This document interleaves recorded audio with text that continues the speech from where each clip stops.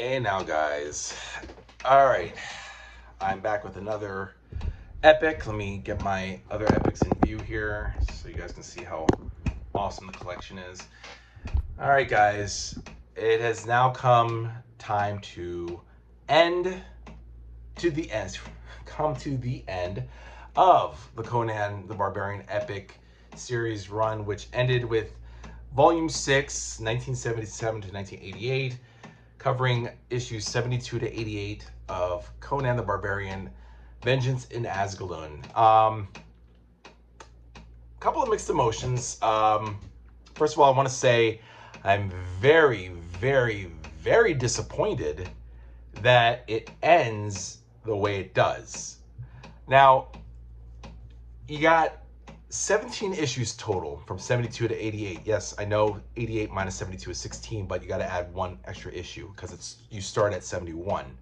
Do the math, guys. Trust me. It's 17 issues. And I realized that it ends on a it ends on a fucking cliffhanger, guys. I always prided on these epic collections ending like a series, like a season for a television series. I'm so jumbled right now with emotions. I can't even, not emotions, but just conflicting feelings about this. Yeah, so I always felt like these epic collections were like seasons of a TV show. So like this is 6 seasons of Conan the Barbarian. And not even a cliffhanger. It doesn't even end on a cliffhanger. It just ends on, like, I wouldn't even call it a cliffhanger. Actually would be good to like whet your appetite for the next thing. This ends with them, it's a continuation. Like there's issue 89, which is not included here. It feels like it continues on to something else. It's not like this is the end and oh my God, what's gonna happen next volume? No. This is like, okay, so next issue is the next part of this story. And we don't get that, guys. And 17 issues and 300 some pages, that is fucking skimpy, guys, for any epic, be it Conan, be it whatever in the Marvel Universe. So, I mean, they could have easily added a few more issues, okay? Instead, we get 2 reprints. Like issue, was it 78? Is a reprint of Savage Sword of Conan #1 in color. Ooh, wow. Even though it's in volume 4, the first story in volume 1 in black and white, which I think is far better, but all right. And then we get issue 87, which is the second to the last issue of this volume, as a reprint of Savage Sword of Conan #3, which I haven't read before, which is fine. But come on, why couldn't they have included a story, I mean, and don't even include Savage Sword of Conan, just the cover of 87, and then add some more issues. They didn't even need to waste the paper, the page count with a Savage Sword of Conan #3 for issue 87. They could have just easily shown the cover like they do with most reprints, move on to 88, because it really took me out, because you're reading 84, 85, 86, then it's 88, but you have to read 87 because it's a full story, and it has nothing to do with 86 or 88. So they just wasted page space. They could have added 89, 90, 91, 92, wherever that storyline ends. So I'm just going to say, guys, very disappointed in how this ends. I'm torn and upset that it ended, but I was hoping, without looking, I didn't even look to see what happens. I waited until I read this up to this point, and I'm pissed, actually. I'm pissed. I'm not gonna scream and start cursing, but guys, this is such a bad way. What happened? Like Marvel just said, oh, let's just stop at 88. No, somebody could have easily added some more issues because it shipped out before they lost the license. I don't know why Marvel just decided not to finish up the storyline. It is really bad. This is a bad way to end a series, and bad enough that they lost the license. But this book doesn't even end properly. It's like the next issue is a continuation. There's no cliffhanger. That was a wrong choice of words to say, guys. By the way, how am I looking, guys? Ugh, I look so bad and pale. Please don't attack my looks, guys. Nah, anyway, you know what I mean, guys? It's very disappointing. Very disappointing. The stories are great. I mean, I really like that Bailey's father may be alive. Okay. I'm not gonna say more, guys. I'm not gonna spoil it. I'm disappointed. I'm disappointed with the way it ended. I'm disappointed that, of course, there's no more Conan stories. Forget Dark Horse. I'm sure the Dark Horse stories, the Kurt Busiek, whatever, however the fuck this guy pronounces his name, I'm sure they're wonderful. I'm not bothering with Dark Horse. I don't care, guys. I just want to read Marvel, and I want fucking Volume 7. But not even, guys. They should have added some more issues and added a proper finale to this volume.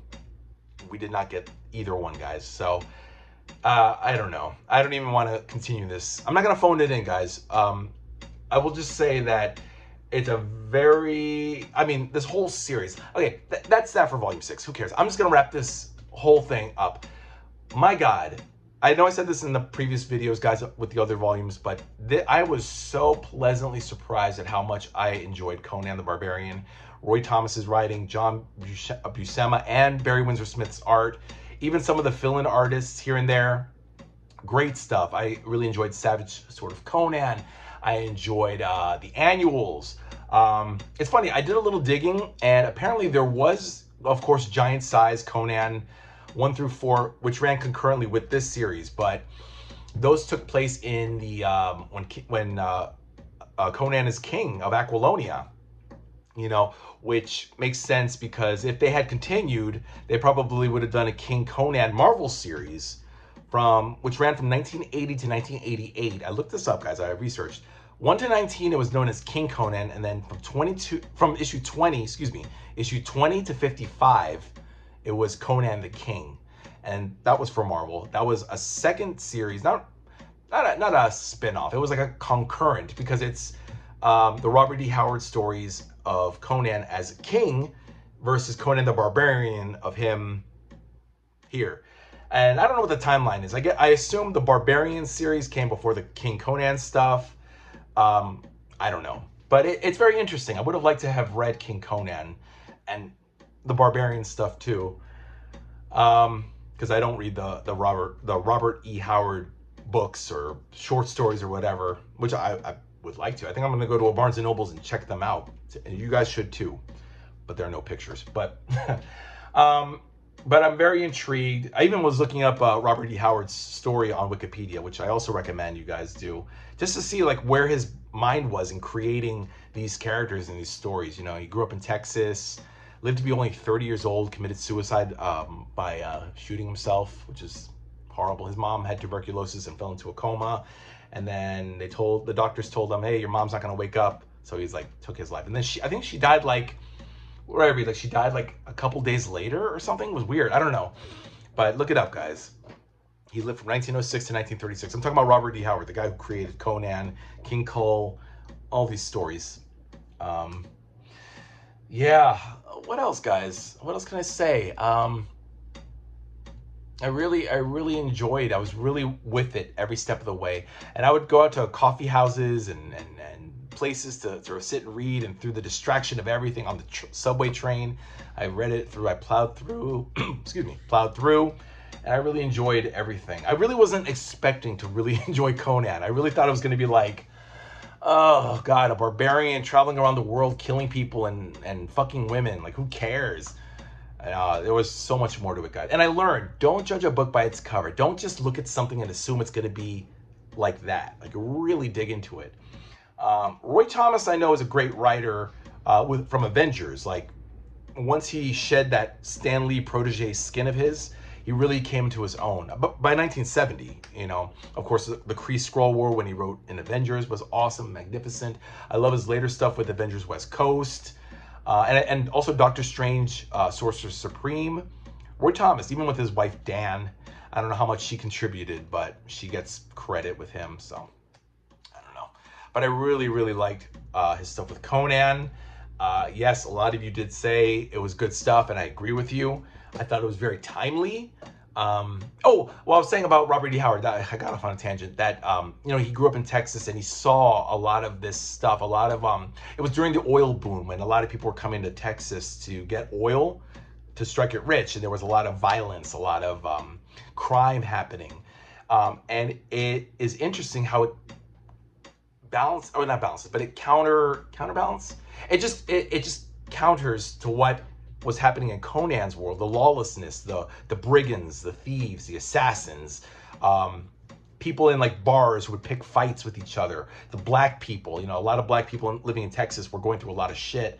And in Conan, there was a lot of shit happening to a lot of the black people, the warriors, the Kushites, the well, the Stygians are more like Arabic, I think. They're more gray. Their skin tone is more gray, like how the black people were in like the '60s, like Gabe Jones and Sergeant Fury and Black Panther in his first debut in Fantastic Four. So the Stygians were more gray toned, while the Kushites were all brown skin.